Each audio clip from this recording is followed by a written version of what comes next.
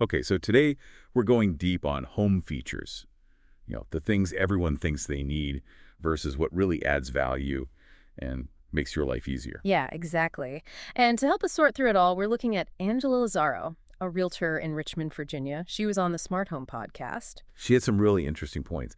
Basically, our mission today is to help you figure out what features will really make a difference in your home, whether you're buying, selling, or just thinking about renovations. Exactly. And Angela's insights from the Richmond market, well, they're especially valuable. I mean, she's seeing firsthand what actually works for buyers and sellers in a specific area. Absolutely. I mean, think about it. This kind of knowledge could save you a ton of money and headaches down the road, right? So whether you're house hunting or just, dreaming about your dream home, this is for you. Right, let's face it, we all want to make smart choices about our homes, and sometimes that means going against the grain. Exactly.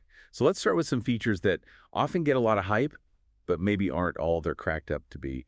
First up, granite countertops. Oh yeah, granite. It used to be like the ultimate status symbol for a kitchen. Everyone wanted it. I know, right? For years, it was like the automatic upgrade. But Angela's seeing a shift now. Buyers aren't as obsessed with granite as they used to be. Yeah, and the thing is, there are so many great alternatives now. You've got quartz, butcher block, even some high-quality laminates that look amazing and perform really well. Exactly. And they can be a lot more affordable, too. So it makes you wonder if spending a fortune on top-of-the-line granite will really pay off in the long run when you sell your home. Right. I mean, is that huge investment really going to translate into a significant return? It's something to think about for sure. Yeah, because buyer tastes change, and what's trendy today might not be so desirable tomorrow.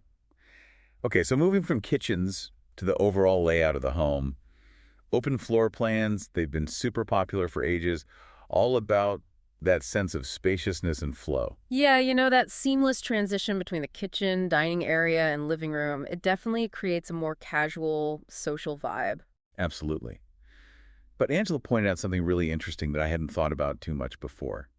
With so many people working from home now, those open floor plans can be a bit of a challenge. Yeah, I could see that. Suddenly you're trying to find a quiet space to focus while your family's, doing their thing just a few feet away. Exactly. Hmm. So what was once a huge selling point, that openness, might not be so ideal for everyone anymore, especially if you need dedicated workspaces or just a little peace and quiet sometimes. It's a good reminder that our needs and lifestyles are constantly evolving, and home design needs to keep up. Totally. So maybe think twice before you knock down all those walls, right? Now let's talk about smart home gadgets. I love the idea of a tech-enabled home, but Angela makes a good point about distinguishing between gadgets that are actually useful and those that are just, well, kind of gimmicky. Yeah, she really emphasizes focusing on value versus novelty.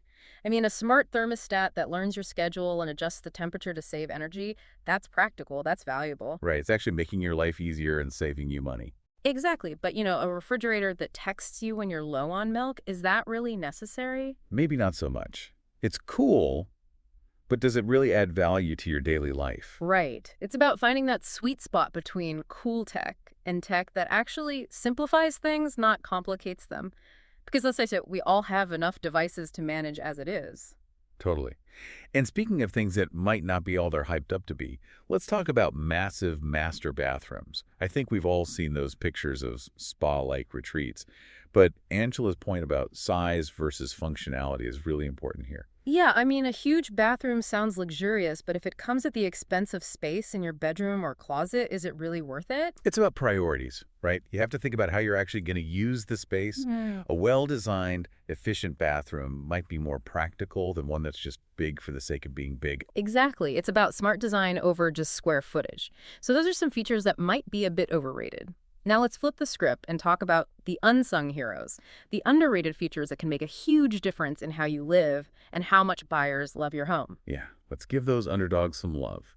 And first up, the humble laundry room. It's a room we all spend a fair amount of time in, but it's often kind of neglected in terms of design. Angela makes a great point about this. She says, a functional laundry room should be more than just a place to hook up your washer and dryer. It should have good storage, counter space for folding, maybe even a sink for pre-treating stains. I know. It's like, why not make it a space that's actually pleasant to be in, right?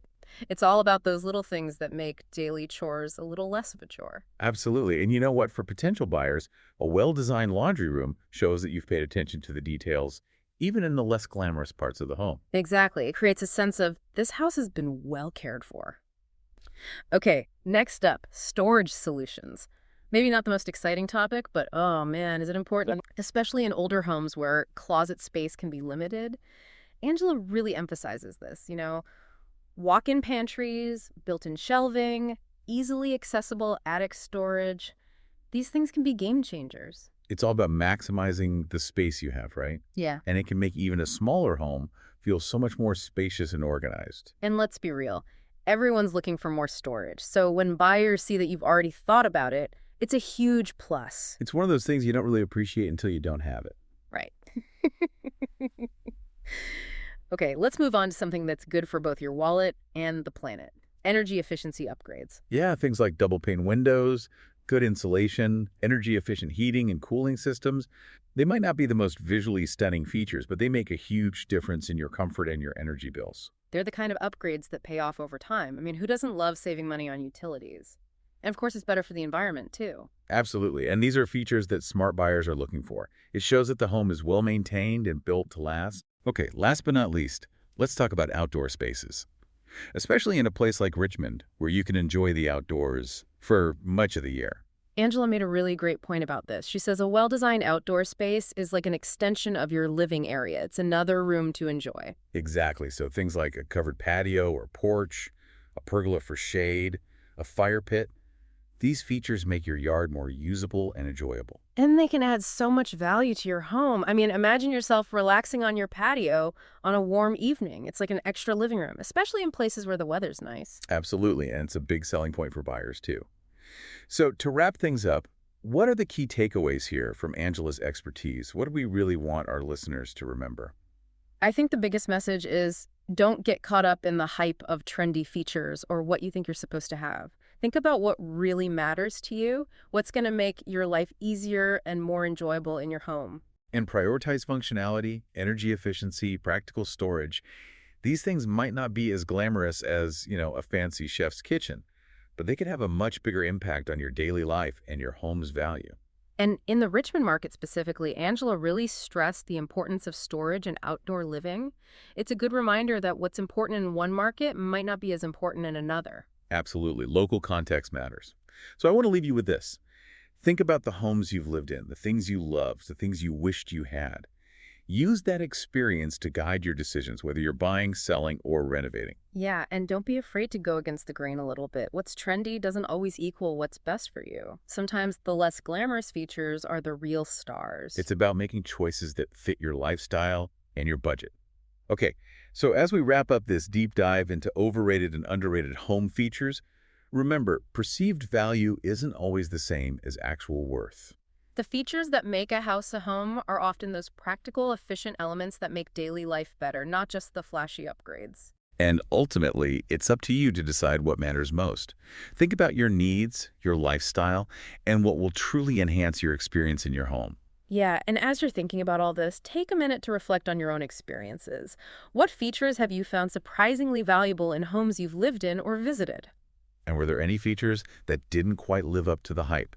That kind of personal reflection can be really insightful. It can help you prioritize what truly matters when it comes to your home. So thanks for joining us for this deep dive into the world of home features, and happy house hunting. Or happy home improving, or just happy thinking about homes.